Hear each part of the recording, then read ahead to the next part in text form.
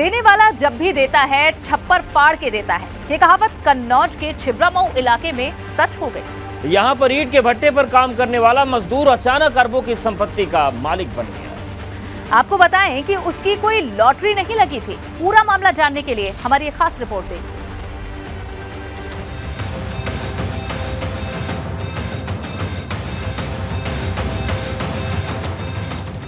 ये bank statement Kannauj के एक ईंट भट्टे पर काम करने वाले मजदूर बिहारी लाल का है, जो अचानक अरबपति बन गया। अपनी मामूली जरूरत के लिए मजदूर जब अपने खाते से पैसा निकालने गया तो उसे पता चला कि उसके अपने बैंक खाते में 31 अरब से ज्यादा धनराशि आ गई है। बिहारी लाल को इतनी रकम का अंदाजा नहीं था। खाते की रकम सुनकर मजदूर के होश उड़ गए और डर के मारे वो वापस घर चला आया। खाते में कितने पैसे आए थे? अरबन घर बन जाओ कुछ आए। अच्छा, बैंक में आप गए थे? हाँ, बैंक में गए तो भीड़ लगी तो हमने किताब चेक कराए लामा कहा कि जो इतने रुपये आओ मेरे। फिर आप क्या पैसे वापस चले गए? क्या हुआ? पैसे हमें पता वापस चले गए। मजदूर के खाते में अरबों रुपए आने की जानकारी मिलते ही गांव के लोग भी चौंक गए और रुपए सुनकर दंग रह गए। रात भर सपनों की दुनिया में घूमने वाले बिहारी लाल की खुशियां अगले दिन ही गायब हो गईं। दूसरे दिन अकाउंट चेक करने पर उसकी खुशियां मायूसी में बदल गई। पता चला कि उसके खाते से आए सारे रुपए वापस हो गए और उसके सारे सपने चकनाचूर हो गए। किसी मजदूर के अकाउंट में अचानक 31 अरब से ज्यादा की रकम कैसे आ गई, यह भी साफ नहीं हो पाया है। Bureau report, ABP Ganga. Bulldozer की दहाड़ हर जिले में सुनाई दे रही है। बुलडोजर से कहीं अवैध निर्माण गिर रहा है तो कहीं अवैध कब्जा छुड़ाया जा रहा है। अयोध्या में बुलडोजर चला, अवैध निर्माण गिराया गया, लेकिन जिस जमीन को प्रशासन ने यहां अवैध करार दावा किया जा रहा है, कुछ दिनों पहले तक वैध था। बुलडोजर का जाल भू माफियाओं के लिए काल।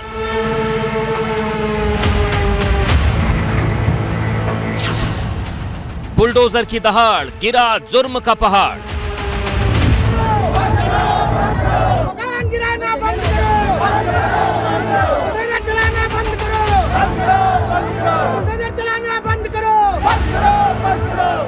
गुंडे अपराधियों में खलबली मचाने वाले महाबली बुलडोजर का एक्शन अब अवैध निर्माण करने वाले भूमाफियाओं के लिए खौफ का सबब बनता जा रहा है।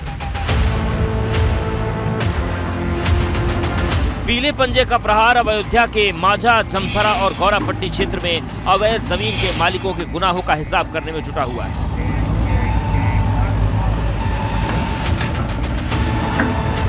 सरयू के किनारे के इस पूरे क्षेत्र में कई अधिकारियों और सफेद पोशों के साथ साथ राजनेताओं ने भी बड़ी बड़ी जमीन खरीद रखी है।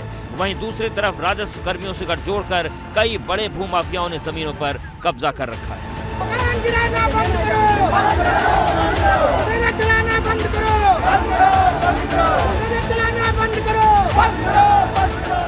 दरअसल ये पूरा क्षेत्र अभिलेखों में डूब क्षेत्र में दर्ज है, जिस वजह से जमीन पर निर्माण नहीं हो सकता। इसलिए जमीन के लिए विकास प्राधिकरण से निर्माण को लेकर नक्शा पास नहीं होता।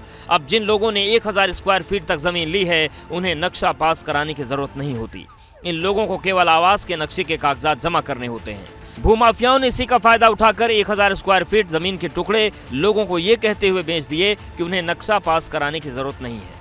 4 साल पहले ज़मीन लिखी थी, उसके बाद में मैंने दाखिल खारिज करवाई, 143 करवाए, उसके बाद में नक्शा गई सबमिट करवाई, जाके मेरा नक्शा सबमिट है। मैं उसके बाद में अभी तक मैं मकान बना के रह रही थी, मकान नंबर दिए तब भी कोई जांच नहीं हुई। टूटराम बैनामा करवाएं, सारी सरकारी काम है जो भी है, पहले हमें बताना चाहिए था। घर टूटराम छोटे छोटे बच्चे लेके जाएं कहाँ पे? सर हम क्या करें? वहाँ पे कोई ठिकाना नहीं है कि हमें कोई ठिकाना हो रहने का सर। हालांकि अयोध्या से सांसद लल्लू सिंह ने मामले में जांच और कार्रवाई की बात कही है। और हम सब उसका परीक्षण करा रहे हैं, प्रशासन के लोग भी परीक्षण करा रहे हैं, जिससे भविष्य में जनता का उत्पीड़न न, और वो जल्दी ही उसका परीक्षण हो जाएगा। उनके खिलाफ कार्रवाई होनी चाहिए, समझे? तो इसी जब परीक्षण हो जाएगा तभी सारी बातें सामने आएंगी ना। ये जमथरा से लेकर गोलाघाट तक। सवाल है कि अगर जमीन सही नहीं थी तो जमीन पर आवासीय दाखिल खारिज कैसे हो गया? साथ ही जमीन पर आबादी बस गई, जब मकान बनाए जा रहे थे तो उन्हें रोका क्यों नहीं गया? Bureau report, ABP Ganga.